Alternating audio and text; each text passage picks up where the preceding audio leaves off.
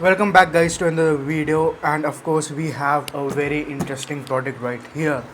Now I know you guys have been waiting it for very long, and it's finally here. It's the Raspberry Pi 3. Now it's one of the first in India, and also of course it's purchased directly from RS. So it did take some time to get shipped from UK to India and then finally reach me. So let's go ahead and unbox this and see what we have. So while I'm unboxing, let's go over and take a quick look at the specs.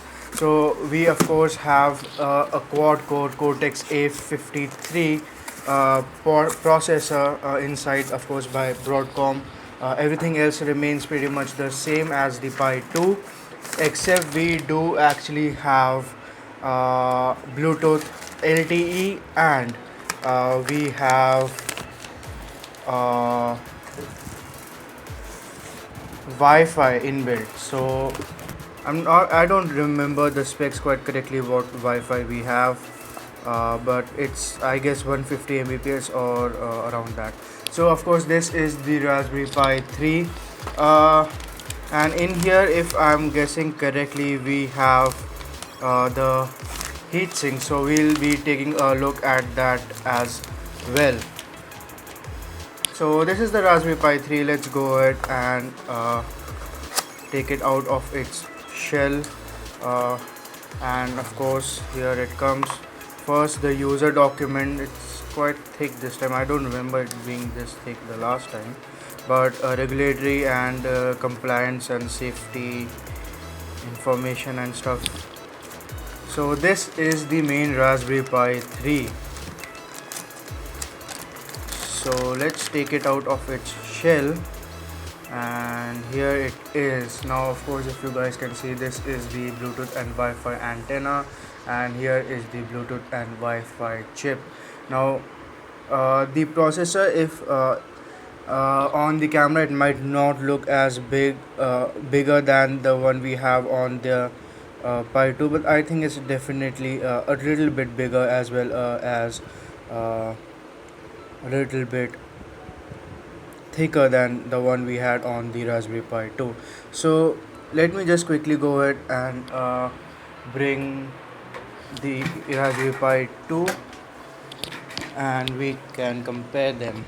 So here I have the Raspberry Pi 2 enclosed, and I'll not okay. So the processor is,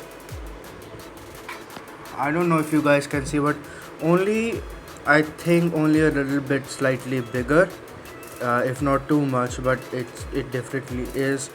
And uh, except for the processor and the Bluetooth and Wi-Fi antenna, we don't have much change. But the processor itself is a very big change. So here is the Broadcom BCM2837. So let's go ahead and keep it aside, and let's take a look at the heat sinks that we have.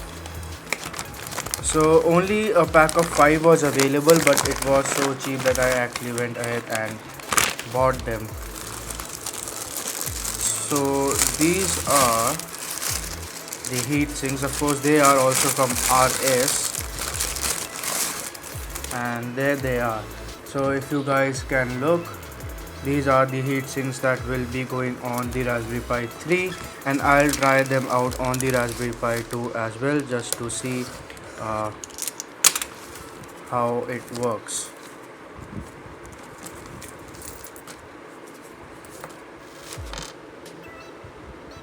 And this is the ever so tiny heatsink. Now I'm not putting it on right away because I really want to do an experiment and show you guys how the Raspberry Pi, uh, how can we cool our Raspberry Pi 3, as it's a common knowledge that the Raspberry Pi 3 does get hot, and it does at times tend to thermal throttle a lot.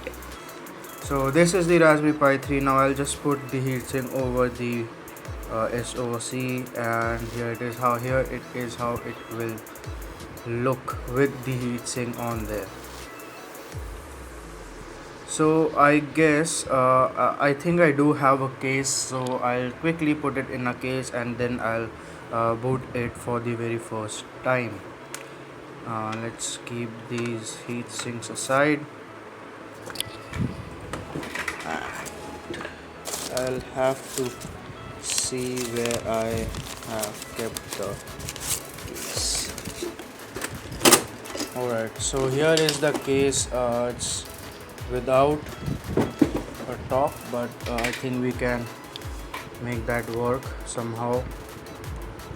And of course, this is not going to be the permanent case. I might be buying one, I might not, who knows.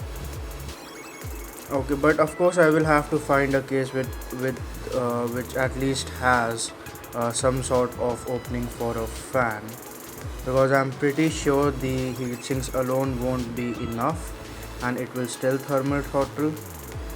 But let's go ahead and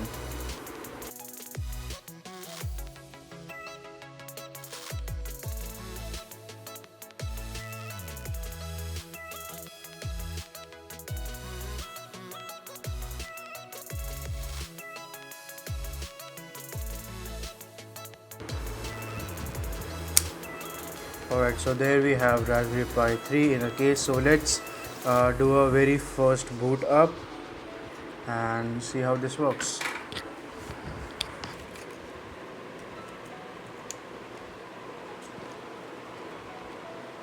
Alright, so finally booting up the Raspberry Pi 3, and we'll take a look in just a second.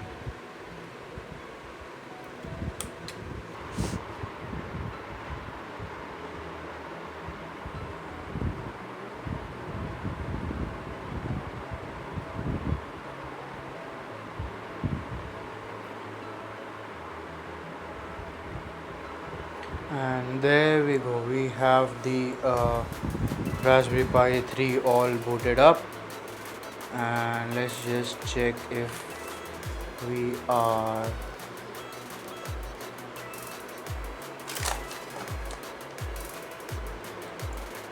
getting the Wi-Fi. So it has not taken up the alright, so as you can see, I hope you guys can see, we do have the Wi-Fi there. So it is listing all the Wi-Fi in my area. Not connecting it right now, was just giving you guys a very quick look. And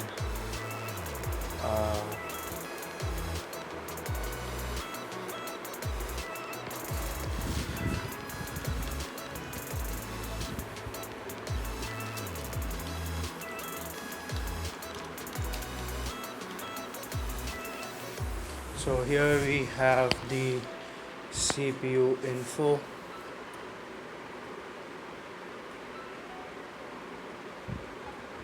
For some reason it is showing ARM v7, and that is probably because the kernel is actually built not to support the ARM v8 but the ARM v7 architecture.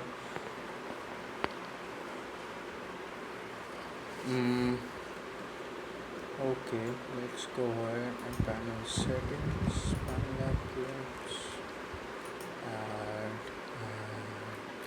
CPU frequency front. Okay.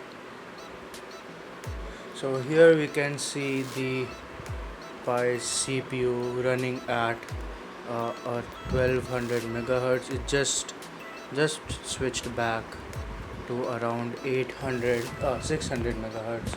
So let's open up something heavy, and again we have 1200 megahertz of CPU or 1.2 gigahertz.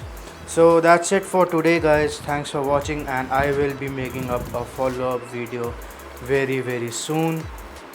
And this was it for today. Thank you so much, and I'll see you guys next time.